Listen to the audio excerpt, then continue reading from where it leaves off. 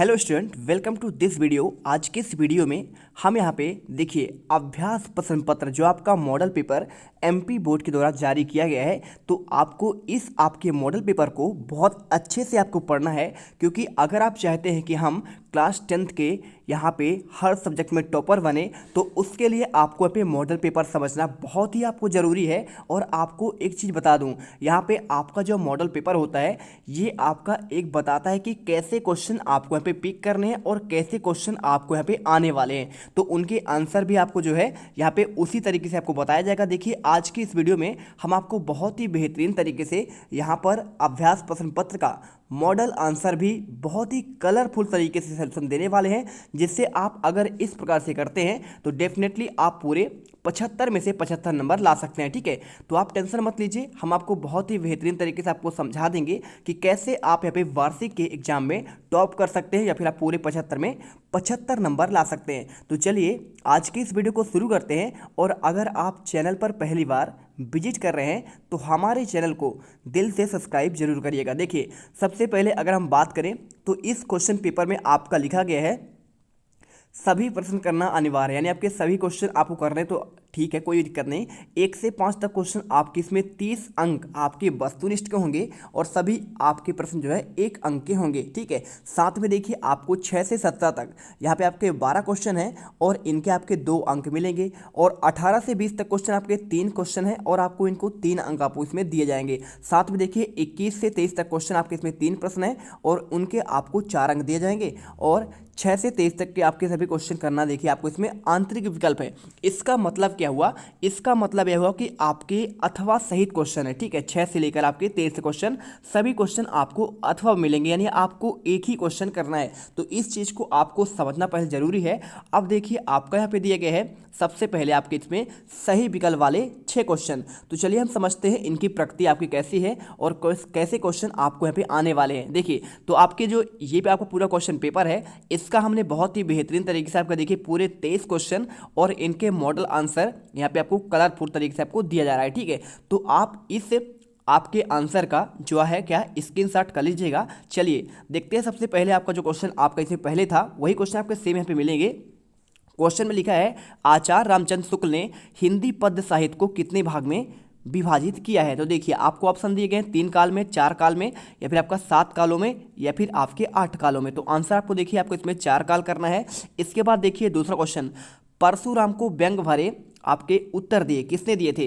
राम ने, जनक ने, लक्ष्मण ने, या फिर आपके विश्वामित्र ने। तो आप आंसर देखिए आपको यहाँ पे याद करना है लक्ष्मण ने। ठीक है, इसके बाद क्वेश्चन देखिए तीसरा, रमणी अर्थ प्रतिपादक शब्द काव्यम परिभाषा, यानी रमणी अर्थ का प्रतिपादक है, ये किसने आपका ये उदाहरण आपका दिया था? ठीक है, आपका ये परिभाषा विश्वनाथ आचार्य ने, पंडित जगन्नाथ ने, भरत मुनि ने, या फिर आपका मम्मट ने। तो आंसर देखिए आपको यहाँ पे आंसर आपको भरत मुनि करना है। इसके बाद क्वेश्चन देखिए चौथा, संस्कृति पाठ में न्यूटन को कहा गया है। देखिए न्यूटन क्या आपके वैज्ञानिक हैं, दिशा दिखाने वाले, संस्कृत मानव, या फिर आप आदि मानव। ठीक है, तो आपको देखिए यहाँ पे आपका जो एक पाठ है ना संस्कृति, उसमें आपको क्या कहा है, आपको ये बताना है, तो उन्हें कहा गया है आपका संस्कृत मानव। ठीक है, इसके बाद पांचवा देखिए, क्रिया विशेषण में विशेषता बताई जाती है क्रिया की, सर्वनाम की, काल की, या फिर आपका संज्ञा की। तो आप जानते हैं देखिए क्रिया विशेषण हो रहा है ना, तो मतलब इसमें क्रिया की विशेषता बतलाई जाएगी। तो आपको आंसर जो है आपको देखिए क्रिया की कर देना है। इसके बाद देखिए आपको जो क्वेश्चन आपको दिया गया है 6ठा नंबर, भोलानाथ और उसके साथी अपने घरौंदे के किवाड़ बनाते थे। तो आपको देखिए 6ठे का आंसर आपको यहाँ पे लिख देना है पेड़ के पत्तों से, लकड़ी से, कागज से, या फिर दिया सलाई पेटियों से। तो आपको उत्तर जो है दिया सलाई पेटियाँ करना है। इसके बाद देखिए आपको यहाँ पे दिए गए हैं रिक्त स्थानों की पूर्ति कीजिए। तो आपको देखिए 6 नंबर क्वेश्चन आपको दिए गए हैं। तो आपको पहला क्या दिया गया है यहाँ पे, कविता फागुन की मादकता को प्रकट कर रही है। ठीक है, तो आप देखिए 3 ऑप्शन दिए गए थे और यही आपको आंसर भरना था, 8 नहीं रही थी, तो आपको ये आंसर इसमें आपको कर देना था। ठीक है, तो आपको देखिए इसमें फागुन की आपकी जो मादकता है ये प्रकट कर रही है। कौन सी कविता थी आपके, देखिए यहाँ पे 8 नहीं रही थी। इसके बाद देखिए सेकेंड क्वेश्चन क्या दिया है, जहाँ एक शब्द का समान अर्थ में एक से अधिक बार प्रयोग हो, वहाँ पे क्या हो? जैसे देखिए पुनरुक्ति प्रकाश क्या होता है, जैसे आपको जैसे मैं अगर मैं शब्द में बोल दूं धीरे धीरे, तो अगर किसी कविता में आपका धीरे धीरे, पुनी पुनी, सनई सनई है ना, ऐसे शब्द आते हैं तो उन्हें कहते हैं पुनरुक्ति, यानी आपका पुनः आपका उक्ति हो रहा है, यानी आपका बार बार हो रहा है तो उससे कहते हैं पुनरुक्ति प्रकाश। इसके बाद देखिए तीसरा आपका पॉइंट जो दिया है, जिन छंदों की रचना मात्राओं की गणना के आधार पर होती है, तो जानते हैं आप देखिए जिनकी आपका मात्राओं की गणना के आधार पर की जाएगी उन्हें वर्णिक, सवैया, फिर वर्णिक आपका मात्रिक कहेंगे। तो आप जानते हैं आपका मात्रिक कहेंगे। अगर वहाँ पे देखिए आपका वर्णों की यहाँ पे आवृत्ति होती है या फिर वर्णों की गणना होती है, वहाँ पे आपका वर्णिक छंद होगा। इसके बाद देखिए आपका चौथा आता है, शहनाई बजाने के लिए रेड का प्रयोग होता है, लकड़ी का, रेड का या फिर आपका बांस का। तो देखिए शहनाई का आपको बजाने के लिए यहाँ पे आपको ऑप्शन में इसमें आपका जो सही आंसर है वो आपका रेड है। पांचवा देखिए यशोगान संधि का उदाहरण है, स्वर व्यंजन विसर्ग। तो देखिए यश धन आपका, ठीक है, यशः धन आपका यहाँ पे क्या हो जाएगा, गान हो जाएगा। तो यशः धन गान आपको जो बनेगा इसमें आपको जो विसर्ग आएगा तो उसी के आधार पर आपका आंसर यहाँ पे विसर्ग हो जाएगा। छठा देखिए कभी लोग स्टॉक में गाइड फिल्म की शूटिंग हुई थी, ठीक है। तो आपको बता देखिए आपको तीन ऑप्शन दिए गए थे यहाँ पे, उपकार, गाइड या फिर बॉर्डर। तो आपको देखिए कभी लोग स्टॉक में आपका यहाँ पे गाइड फिल्म की शूटिंग हुई थी, आपको ये आंसर करना था। निम्नलिखित कथनों के आपको सत्य और असत्य बताने हैं। तो देखिए 6 नंबर के दिए गए हैं, बसल और श्रृंगार रस के श्रेष्ठ कवि क्या आपको सूरदास को माना जाता है। तो बिल्कुल देखिए आपका पे सही आंसर होगा, सत्य हो जाएगा। और इसके बाद देखिए जहाँ किसी वस्तु या फिर विषय को वर्णन बढ़ा चढ़ाकर किया जाए क्या आपका वहाँ पे अन्योक्ति अलंकार होता है। तो देखिए जहाँ पर बढ़ा चढ़ाकर वर्णन किया जाए वहाँ पे आपका अतिशयोक्ति अलंकार होता है, ठीक है। जैसे हनुमान के पूंछ में लगन न पाई आग और लंका सारी जर गए और गए निशाचर भाग। तो यहाँ पे देखिए आपका बढ़ा चढ़ाकर वर्णन किया जा रहा है, ठीक है। और आपने वो वाला पढ़ा होगा राणा वाला, है ना, चेतक वाला। तो आपका चेतक वाला भी आपके पे क्या है, अतिशयोक्ति में आता है। तो आपको इसमें असत्य करना था। इसके बाद देखिए मन्नू भंडारी अपने भाइयों के साथ गुल्ली डंडा भी खेलती थी, क्या आपका ये सत्य है। तो बिल्कुल देखिए आपका पे सत्य हो जाएगा। रेखा चित्र को क्या आपका शब्द चित्र भी कहते हैं। तो देखिए रेखा चित्र को शब्द चित्र नहीं कहते हैं, तो आपको इसमें असत्य करना है। राम बाजार जाता है क्या एक आज्ञावाचक शब्द है। तो देखिए आपको पे राम बाजार जाता है ना, ये तो आपका साधारण वाक्य है। आज्ञावाचक तब होता जब कोई बोलता कि राम बाजार जाओ, ठीक है। तो राम बाजार जाओ और सब्जियां लेकर आओ, ऐसा अगर कोई वाक्य होता कि हम डायरेक्ट बोलते कि राम बाजार जाओ, है ना, या पे राम दरवाज़ा खोलो। तो ऐसे सब अगर वाक्य आते तो आपका यहाँ पे क्या होते, आज्ञावाचक होते। लेकिन आपका ये साधारण वाक्य है, तो आपको आंसर जो है असत्य करना है।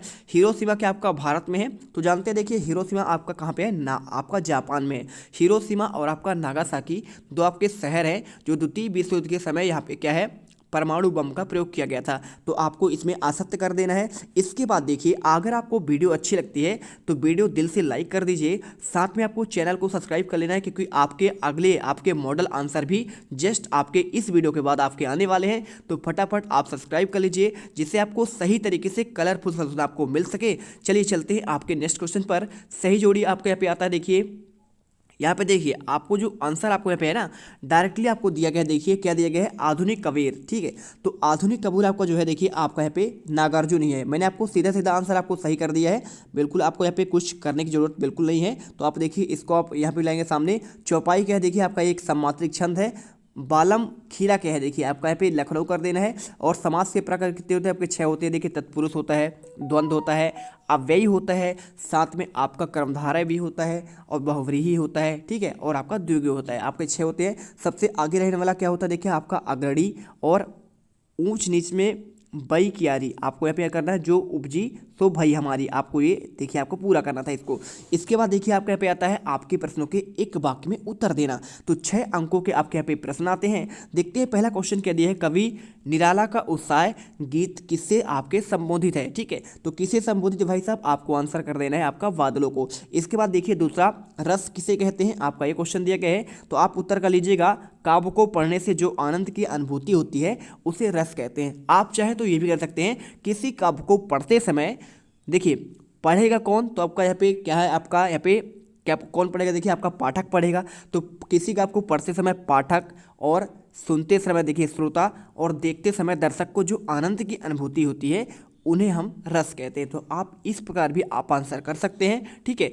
या फिर आप चाहे तो इस प्रकार लिख सकते हैं, किसी काव्य को पढ़ते देखते सुनते समय क्रमशः पाठक श्रोता और दर्शक को जो आनंद की अनुभूति होती है उसे रस कहते हैं। तो ये आपको सिंपल से बात आपको समझना है। इसके बाद देखिए संस्कृति निबंध हमें किससे टकराने की प्रेरणा देती है, तो आप जानते हैं देखिए आंसर आप करना है आपको लक्ष्य का। और क्वेश्चन देखिए अगला, बीरस की कविताओं में कौन सा शब्द गुण होता है, तो आपको आंसर देखिए आपको यहाँ पे ओज गुण करना है। इसके बाद देखिए रहस्यमयी तारों में रात भरी लेखा मधुकांकरिया के मन में क्या जग रही थी, आपको आंसर की अगर मैं बात करूं तो आपको इसमें आपको सम्मोहन करना है। क्वेश्चन देखिए आपका छठवां, लेखक अज्ञे ने हिरोशिमा कविता कहां बैठकर लिखी थी, आप उत्तर याद कर लीजिए आपका रेलगाड़ी पर। इसके बाद देखिए रीतिकालीन काव्य की दो भी हिस्साएं आपको पूछी गई है। तो चलिए आपको बहुत ही बेहतरीन तरीके से हम आपको यहाँ पे आंसर देते हैं। देखिए आपका जो रीतिकाल है ना 1643 से लेकर आपका 1843 ईस्वी तक माना जाता है कि रीतिकाल का आपका समय था। अब इसमें देखिए क्या आपकी मुख्य विशेषता क्या क्या थी, तो पहला था आपका यहाँ पे श्रृंगारिकता। श्रृंगारिकता का मतलब क्या होता है, श्रृंगार से संबंधित, ठीक है। रीतिकाल कविता में संयोग देखिए क्या लिखा है आपका इसमें लिखा है संयोग और आपका वियोग श्रृंगार, इनमें जो आपका संयोग श्रृंगार के चित्रण में इस युग के कवियों का आपका यहाँ पे उपयोग किया गया था। और दूसरा देखिए चमत्कार प्रधानता, आश्रयदाताओं को प्रभावित करने के लिए चमत्कारपूर्ण काव्य की रचना की गई थी। अब अगर आपसे कोई पूछ दे कि रीतिकाल के कवि कौन कौन से हैं, तो आपका देखिए मतीराम तो आपको आ ही जाएंगे, साथ में आपका केशवदास है ना, ये आपके सभी आपके जो है इन्हीं से संबंधित आपके कहलाते हैं रचनाकार। इसके अलावा देखिए आपको यहाँ पे जो है अगला इसके अथवा क्वेश्चन दिया गया था, नई कविता के आपको दो विशेषता पूछी गई थी। तो पहला आप लिख दीजिएगा देखिए कुंठा संत्रास और आपका मृत्युबोध, दूसरा आपका व्यंग प्रधान रचनाएं। तो आप देखिए आप यहाँ से कर लीजिए, आप अगर आपके पास देखिए क्या है, परीक्षा अध्ययन है, परीक्षा बोध है, या फिर आपके पास यहाँ पे जो है नोट्स है, या फिर आपके पास क्या है यहाँ पे क्वेश्चन बैंक है, तो आप उनसे और आप अच्छे तरीके से आंसर याद कर सकते हैं, ठीक है। क्वेश्चन देखिए आपका सातवां क्या आता है, तुलसीदास अथवा जयशंकर प्रसाद की काव्यगत विशेषताएं आपको निम्न बिंदुओं के आधार पर लिखना है, दो रचनाएं और आपका भाव पक्ष। तो देखिए तुलसीदास की आपकी जो रचनाएं हैं यहाँ पे आपका विनय पत्रिका है, रामचरितमानस है, और आपका पार्वती मंगल और आपका दोहावली है। इसके अलावा और भी है, कवितावली है, रामलला नाचू है, और जानकी मंगल। ये आपके देखिए पार्वती मंगल, जानकी मंगल, ये सब इन्हीं की रचना है। तो आपको जो भी याद हो कोई दिक्कत नहीं, मैटर नहीं करता है। भाव पक्ष देख लीजिए, तुलसीदास जी राम भक्ति शाखा के प्रमुख कवि कहलाते हैं। तो आपको याद रखना है, हमेशा आपको याद रखना है कि ये क्या है, आपके राम भक्ति शाखा के प्रमुख कवि कहलाते हैं। अगर आपसे कोई पूछ दे कृष्ण भक्ति शाखा के, तो आपको सूरदास याद रखना है। और इसी के साथ आपको जो है देखिए यहाँ पे अगर प्रेम भक्ति शाखा की बात कर दे तो मलिक मोहम्मद जायसी की आपकी एक रचना पद्मावत याद करके रखना है। और अगर आपसे कोई पूछ दे ज्ञान मार्गी, तो अगर ज्ञान मार्ग की बात कर दे तो हमेशा आपको जो है कबीर और गुरु नानक, दो आपको इनके याद रखना है। साखी सबद और रमैनी कबीर की आपकी रचना है। और इसी प्रकार आपको जो है आगे देखिए क्या लिखा है, तुलसीदास का दृष्टिकोण अत्यंत व्यापक और आपका समन्वयवादी था। कविवर तुलसीदास जी तत्कालीन समाज में भक्त के कवि के साथ साथ समाज सुधारक भी माने जाते हैं। इनके लिए उन्होंने काव्यशास्त्र को माध्यम बनाकर हिंदी साहित्य को श्रेष्ठ आपका प्रदान की। और कला पक्ष में देखिए आपकी भाषा संस्कृतनिष्ठ है, भाषा में अवधी ब्रज और शब्दों के साथ साथ कहीं कहीं अरबी, फारसी, बंगाली, पंजाबी भाषाओं को लोकोक्तियों का प्रयोग मिलता है। मुख्य रूप से अवधी का प्रयोग इनकी भाषा में आपका हुआ है, ठीक है। तो आपको आंसर करना है। इसके बाद देखिए आपका जयशंकर प्रसाद का दो रचनाएं देख लीजिए, तो प्रेम पथिक, आंसू, लहर, कामायनी देखिए इनका महाकाव्य है, और आंसू आपका जो है खंड काव्य है। तो आपको इनको भी याद करके रखना है, ठीक है। चंद्रगुप्त, झरना और तितली, ठीक है, ये आपके इनके रचनाएं कहला जाएंगे। और यहाँ पे इसके बाद देखिए भाव पक्ष में लिख दीजिए, प्रसाद एक दार्शनिक कवि थे जो जयशंकर प्रसाद थे आपके भारतीय अतीत के गौरवपूर्ण रूप से अपने साहित्य में उभारा है। उनका साहित्य शक्ति और ओज का साहित्य है। जयशंकर प्रसाद जी प्रेम और सौंदर्य के उपासक थे, इसलिए उनके साहित्य में प्रेम, करुणा और सौंदर्य उत्साह का उमंग का आलोक है। इसके बाद देखिए आपको यहाँ पे लिखना है कि परिष्कृत एवं परिमार्जित आपकी इनकी जो भाषा है खड़ी बोली है, और उनकी भाषा में सहज प्रवाह और काव्य सौंदर्य है। जैसे इनमें आपका उपमा, रूपक और उत्प्रेक्षा, संदेह, विरोधाभास आदि अलंकारों का प्रयोग हुआ है। इसके बाद देखिए क्वेश्चन आपका 8वां आता है, परशुराम ने सहस्त्रबाहु का वध क्यों किया था, आपको यहाँ पे लिखना है। तो आप उत्तर कर दीजिए। देखिए यहाँ पे इनका आंसर आपको जो है यहाँ पे इसका आंसर आपको नहीं दिख रहा है क्या, तो देखिए आपका इसका आंसर अगर आपका छूट गया है तो कोई दिक्कत नहीं, इसका आंसर आप खुद से कर लीजिएगा। इसके बाद देखिए आपको यहाँ पे क्वेश्चन डायरेक्टली आपको जो छूटा हुआ है क्वेश्चन 7 के बाद 8वां 9, 10 दिखाते हैं।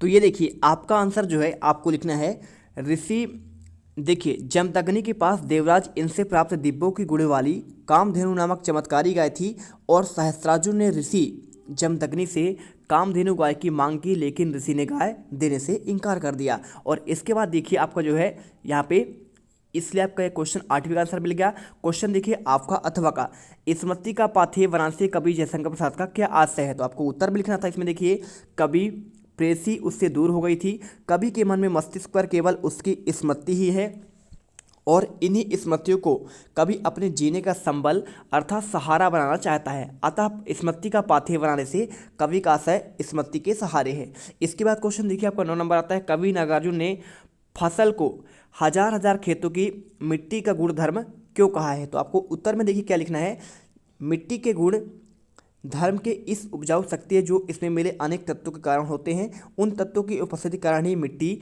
भिन्न भिन्न रंगों की प्राप्त होती है और हल्की हल्की गंध प्राप्त करती है, वे तत्व ही फसल को बढ़ाने में सहायक होते हैं। इसके बाद देखिए आपका अथवा लिखा है, संगतकार किन किन मुख्य तत्व रूप में मुख्य गायक गायिकाओं की मदद करते हैं, तो देखिए आपका देखिए गायन के समय यदि गायक गायिका का स्वर भारी हो तो संगीतकार अपनी आवाज़ में मधुरता भर देता है, और साथ में देखिए जब गायन करते समय मुख्य गायक गायिका अंतरे की जटिलता के कारण तानों में खो जाते हैं तो उनके स्थायी स्वरूप को भी यहाँ पे संभालते हुए गायन करता रहता है। तीसरा देखिए, जब गायक करते समय मुख्य गायिका गायिका के लय को लांघकर भटक जाते हैं तो संगीतकार उस भटकाव को संभालता है। और इसके बाद देखिए महाकाव्य और आपका खंडकाव्य में आपको दो अंतर बताना है, तो देखिए आप लिख रहे हैं महाकाव्य का कलेवर आपका विस्तृत होता है और खंडकाव्य का कलेवर देखिए आपका यहाँ पे सीमित होता है। महाकाव्य में समस्त जीवन का आपका अंकन होता है, जबकि देखिए खंडकाव्य में क्या होता है, जीवन के किसी एक खंड का अंकन होता है।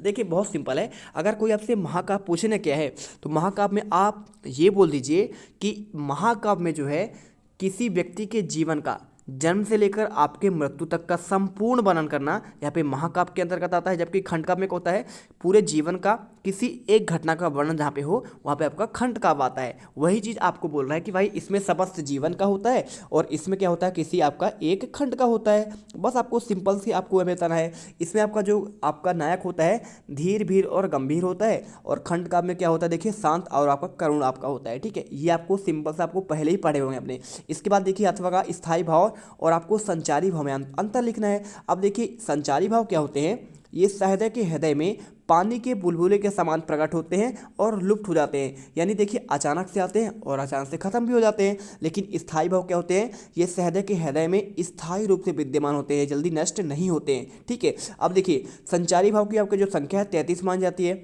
जबकि स्थायी भाव आपके टोटल 10 ही है।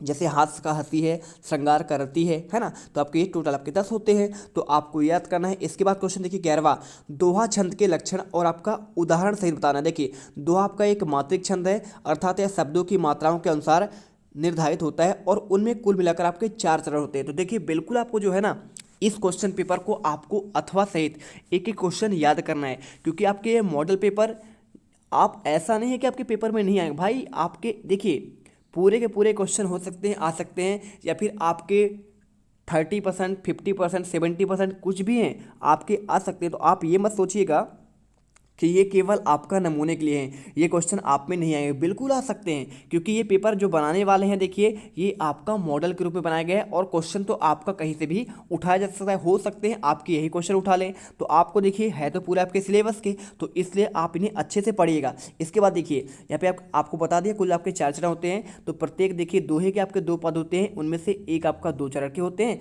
और देखिए सिंपल सा कुछ याद नहीं करना है आपको, यहाँ पे ये याद कर लीजिएगा दोहा आपका एक मात्रिक छंद है, इतना आप याद कर लेंगे। इसके साथ आपको याद करना है कि इनमें आपके 4 चरण होते हैं, तो आपको लिखना है देखिए विषम चरण में यानी प्रथम और तृतीय में आपके 13-13 मात्राएं, और सम चरण मतलब क्या होता है द्वितीय और चतुर्थ में आपके सम होते हैं। जैसे आपका सम संख्या होता है वैसे आपका विषम संख्या होता है 1, 3 और आपका सम 2 और 4, तो द्वितीय और चतुर्थ चरण में आपके 11-11 मात्राएं होती हैं, बस आपको याद कर लेना है। और अगर आपसे कोई बोले कि इसका उदाहरण क्या आपका होगा, तो आप याद कर लीजिएगा रहमन पानी राखिए बिन पानी सब सून, मोती गए न उपरे मोती मानस चून। ठीक है, तो आपको यहाँ पे देखिए इस प्रकार आपको इसका उदाहरण याद कर लेना। मानवीकरण अलंकार की बात कर रहा है, तो आप इसमें आंसर याद कर लीजिए। देखिए पहले तो आप लिख दीजिए काव्य में जहाँ पर जड़ में चेतन का आरोप हो वहाँ पर आपका मानवीकरण अलंकार होता है।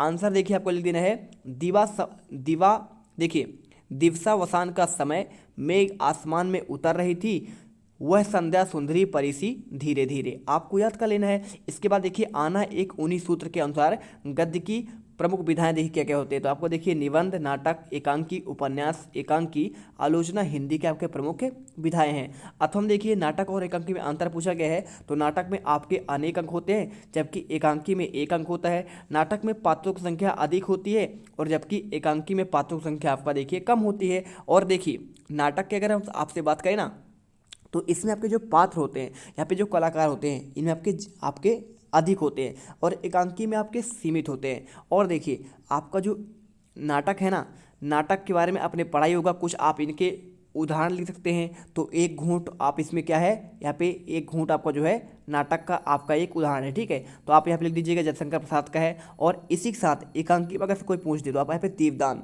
आप यहाँ पे बस एक उदाहरण कर दीजिए। तो आपको देखिए 3 आपको ऑलरेडी यहाँ पे मिल जाएंगे, क्या इसमें आपके पॉइंट। और इसके बाद देखिए रामवृक्ष बेनीपुरी अथवा यतीन्द्र मिश्र की साहित्यिक विशेषता आपको बतानी है, 2 रचनाएं और आपका भाषा शैली। तो देखिए यहाँ पे याद कर लीजिएगा, देखिए रामवृक्ष बेनीपुरी का बिल्कुल आपका वेरी इंपॉर्टेंट है, आप इसे याद कर ही लीजिएगा।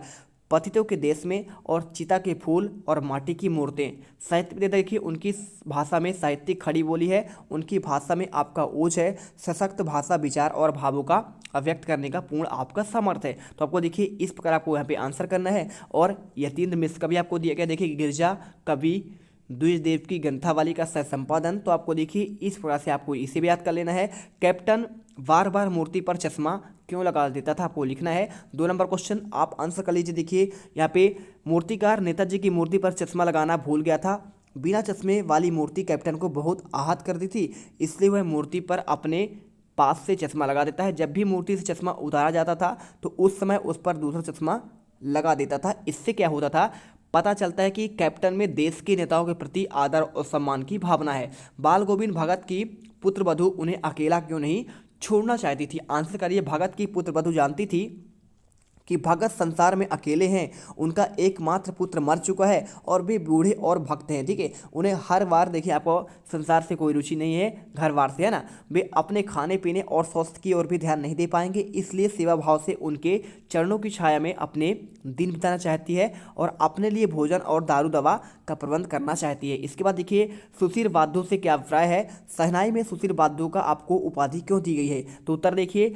सुशील वाद्यों में अभिप्राय उन वाद्यों से है जिनमें सुराख होते हैं, जिनमें फेंक मारकर बजाया जाता है। शहनाई, बांसुरी और सरंगी आदि सुशील वाद्य के अंतर्गत आते हैं। सुशील वाद्यों में शहनाई सबसे सुरीली कर्णप्रिय आवाज वाली होती है, इसलिए उन्हें सुशील वाद्यों का शाह की उपाधि दी गई है। इसके बाद देखिए आपका यहाँ पे दिया गया है किन महत्वपूर्ण आवश्यकताओं की पूर्ति के लिए सुई धागे का आविष्कार हुआ। तो देखिए सुई धागे का आविष्कार शरीर को ढकने, सर्दियों में ठंड से बचने के उद्देश्य से हुआ था और कपड़ों के 2 टुकड़ों को एक एक करके जोड़ने पर यहाँ पे सुई धागों का आविष्कार हुआ होगा।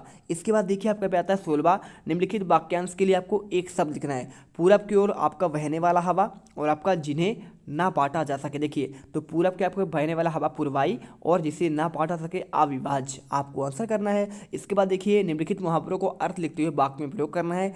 एक और एक गहरा होना और इतिश्री होना। तो देखिए इसका मतलब होता है आपका एक और गहरा होना, आपका देखिए यहाँ पे एकता में शक्ति होता है। इसका आपको अर्थ और वाक्य में प्रयोग करें। देखिए तुम दोनों भाई मिलकर फैक्ट्री चलाओ, फिर देखो कितना आपका लाभ होता है। दूसरा देखिए इतिश्री मतलब होता है आपका देखिए समाप्त होना, ठीक है। और यहाँ पे हो गया देखिए इतिश्री आपका हो गया मतलब समाप्त होना।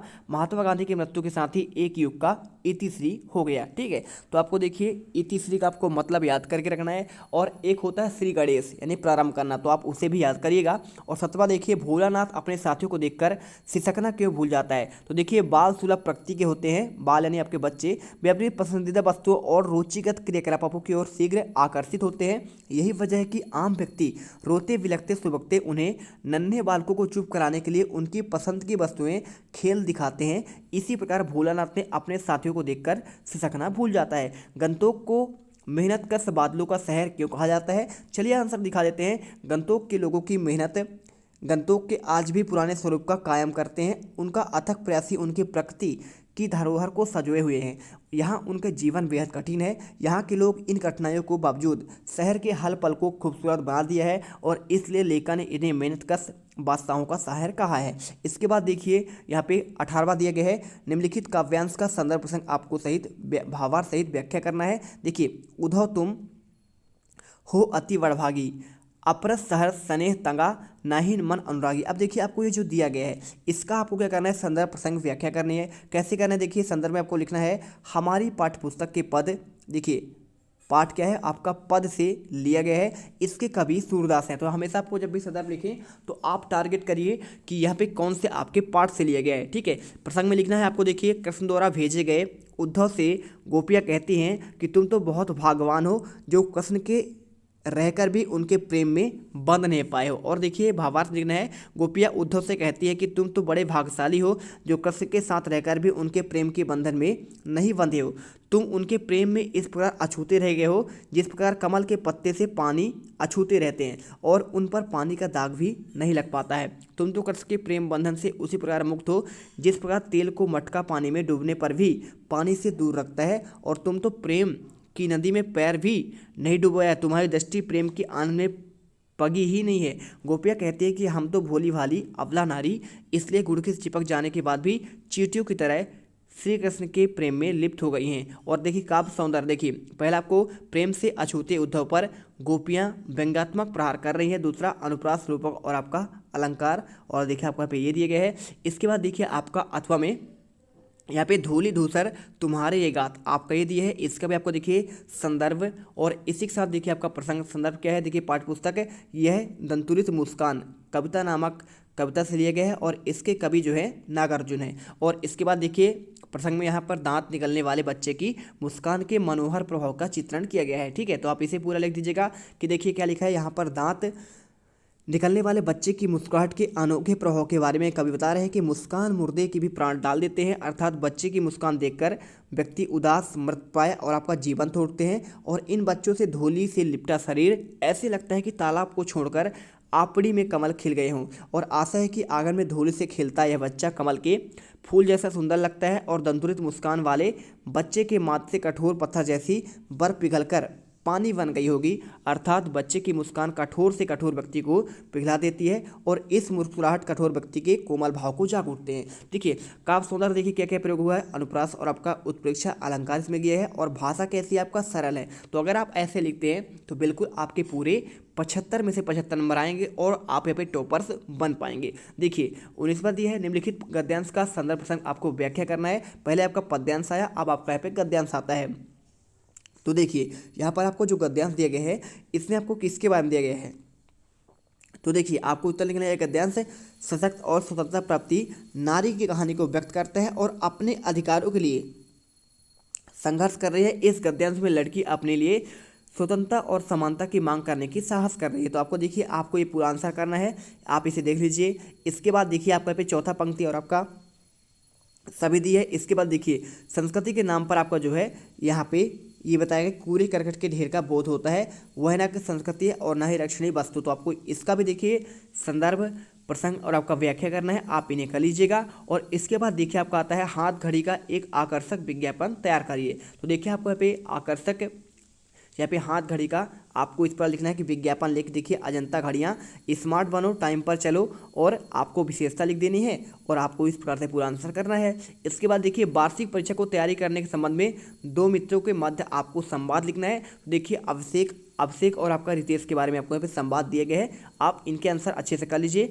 स्क्रीनशॉट भी आप यहाँ पे ले लीजिएगा, ठीक है। चलिए इसके बाद आपको जो दिखाते हैं यहाँ पे आपका आता है 21वां क्वेश्चन, निम्नलिखित अपठित काव्यांश और गद्यांश को यहाँ पे आपको उत्तर देना है। तो देखिए पूर्व के चलने पर बटोही बाट की पहचान कर ले, तो आपको ये दिया गया है। इनके आपको गद्य पद्यांश का उपयोग शीर्षक और चलने पर बटोही पर क्या करना चाहिए, उपयुक्त पद्यांश का भावार्थ। देखिए तो आपको देखिए शीर्षक की बात करें तो आपको राहगीर करना है और अपने मार्ग की पहचान करना चाहिए, ठीक है, बटोही को, और आपका व्याख्या आपको यहाँ पे ये लिखना है। इसके बाद देखिए आपका एक और गद्यांश दिया है, इसे पढ़कर आपको उत्तर देना है। गद्यांश का शीर्षक, तो देखिए शीर्षक आपका मनुष्य और कर्म हो जाएगा। मनुष्य किस कारण श्रेष्ठ माना गया है, तो देखिए आपको यहाँ पे बताना है कि देखिए यहाँ पर क्या है, यहाँ पर जो है ना मनुष्य को जो है देखिए संघर्षमयी आपको देखिए मनुष्य को कर्म किए हैं और धरती पर आपका रूप बदल गया है। ईश्वर के द्वारा वरदान स्वरूप बनाए गए इस कर्मठ लोगों के आधार पर ही संसार टिका हुआ है और कर्मठ जीवन का आपका धन्यवाद के प्राप्त है। ठीक है, इसके बाद आपका देखिए 22 बात है क्वेश्चन, अपने जिले के जिलाधीश के ध्वनि विस्तारक यंत्रों पर प्रतिबंध लगाने हेतु आपको एक आवेदन पत्र लिखना है 4 अंकों का। आपको लिखना है श्रीमान जिलाध्यक्ष महोदय, जबलपुर, मध्य प्रदेश। विषय परीक्षा अवधि में ध्वनि विस्तारक यंत्र के प्रयोग पर प्रतिबंध लगाने हेतु संबंधित प्रार्थना पत्र। अब देखिए जगह यहाँ पे जो है, जो क्वेश्चन में आपको रहेगा वो आपको लिखना है, और अगर आपका क्वेश्चन में जगह आपका नहीं दिया गया है, ठीक है, तो आप अपने हिसाब से आप जहाँ के भी हों आप वहाँ से लिख सकते हैं, उस जिले का नाम लिख सकते हैं। इसके बाद मान्यवर सबने निवेदन है कि आगामी मार्च महीने से हमारी वार्षिक परीक्षाएं आपका शुरू हो रही हैं, इसके लिए हमें अपना पूरा ध्यान केंद्रित कर तैयारी में जुट जाना होगा, परंतु इन दिनों विवाह समारोह और धार्मिक आयोजनों की अधिकता, बाजारों में चहल पहल और इनमें प्रयोग होने वाले ध्वनि विस्तारित यंत्रों का अनियंत्रित प्रयोग हमारे अध्ययन में एक बड़ी बाधा बनकर यहाँ पे क्या हो रहा है, समानुपस्थित हो रहा है। तो आपको देखिए, आपको इस प्रकार से पूरा आंसर प्रार्थी आपको देखिए पूरा आपको लिख देना है, दिनांक भी आपको लिख देना है, ठीक है। चलिए इसके बाद देखिए अथवा क्वेश्चन, हाई स्कूल परीक्षा में प्रवेश सूची में प्रथम स्थान प्राप्त करने के लिए मित्र को बधाई पत्र लिखना है। तो देखिए आप अगर आपको जगह का नाम दिया है आपका इस पत्र में, क्वेश्चन में, तो आपको जगह भी लिख देना है, और अगर नहीं दिया है तो आप अपने हिसाब से ऐसा ही कर सकते हैं, ठीक है। तो आप इस प्रकार देखिए आप आंसर यहाँ पे कर सकते हैं, ठीक है। देखिए आपको लिखना क्या है, सस्नेह नमस्ते, आशा है कि तुम वहाँ कुशल होंगे। मैं तुम्हें परीक्षा में प्रथम आने की बधाई देना चाहता हूँ, और यह सुनकर हम सबको बहुत प्रसन्नता हुई।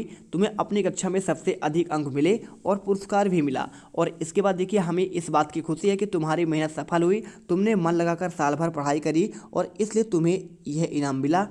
आशा है कि आगे भी तुम इस प्रकार सफलता प्राप्त करो और अपने जीवन को उज्जवल बनाओ, ठीक है। इसके बाद देखिए तुम्हारे माता पिता को इस बात से खुशी मिली होगी और उनका मेरा प्रणाम कहना, प्यार सहित तुम्हारा मित्र मनीष। और इसके बाद देखिए आपको यहाँ पे क्या है, एक आपको सारगर्भित आपको निबंध लिखना है। देखिए विद्यार्थी जीवन पर अनुशासन का महत्व, मोबाइल के लाभ और हानि, और इसी के साथ देखिए जल ही जीवन है, पर्यावरण सुरक्षा, और आपका मेरी दिनचर्या। तो देखिए आपको यहाँ पे जो है आपको दे रहे हैं विद्यार्थी जीवन में अनुशासन का महत्व का। तो आप देखिए सबसे पहले आप इसमें प्रस्तावना लिखेंगे, इसके बाद विद्यार्थी और अनुशासन का आपको अर्थ लिखना है, और इसके बाद पॉइंट बाय पॉइंट अनुशासन के आप प्रकार लिख दीजिए, साथ में अनुशासन के आपको महत्व लिख देना है। और इसी के साथ देखिए आप यहाँ पे आपको जो है 5वां पॉइंट, अनुशासनहीनता के प्रमुख कारणों का आजकल छात्रों के अनुशासनहीन, देखिए आपको ये पॉइंट लिख देना है। और साथ में आपको देखिए इस पर आपको जो है पूरा आपको देखिए आपको 6वां पॉइंट आपको मिल जाएगा, धार्मिक और नैतिक शिक्षा का अभाव, और 7वां राजनीतिक वातावरण,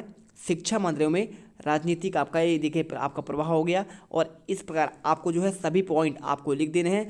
बिल्कुल आप अगर इस प्रकार लिखेंगे तो आपको पूरे नंबर आपको मिल जाएंगे, ठीक है। तो चलिए आपको देखिए इस प्रकार आपको जो है पूरा का पूरा आपको यहाँ पे ख़त्म होता है। आप अगर कोई पॉइंट छूट गया है तो आप इसे अच्छे से लिख लीजिए, ठीक है। तो आई होप देखिए आपको पूरा मॉडल आंसर का यहाँ पे सैल्यूशन बहुत ही बेहतरीन तरीके से आपको मिल गया है। आप इस क्वेश्चन को अच्छे से समझिए और इन्हें पढ़िए, और देखिए कि आपके जो क्वेश्चन हैं किस लेवल के आपके आ रहे हैं और किस लेवल में आपको यहाँ पे तैयारी करनी पड़ेगी। तो हमने आपको देखिए पूरे के पूरे आंसर आपको प्रोवाइड करा दिए हैं, और यहाँ पे आप देख सकते हैं पूरा आपका क्वेश्चन पेपर आपका ये रहा। तो आई होप आपने सभी के बेहतरीन तरीके से यहाँ पे सॉल्यूशन आपको मिल चुका है। आप जो है अगले वीडियो को आपका यहाँ पे नोटिफिकेशन प्राप्त करने के लिए वीडियो को दिल से लाइक करिएगा, साथ में आपको चैनल को सब्सक्राइब पर यहाँ पे बटन आपको प्रेस करके यहाँ पे बेल आइकन भी प्रेस कर लेना है, जिससे आपको आने वाले हर एक वीडियो का नोटिफिकेशन मिलती रहे। जय हिंद, जय भारत।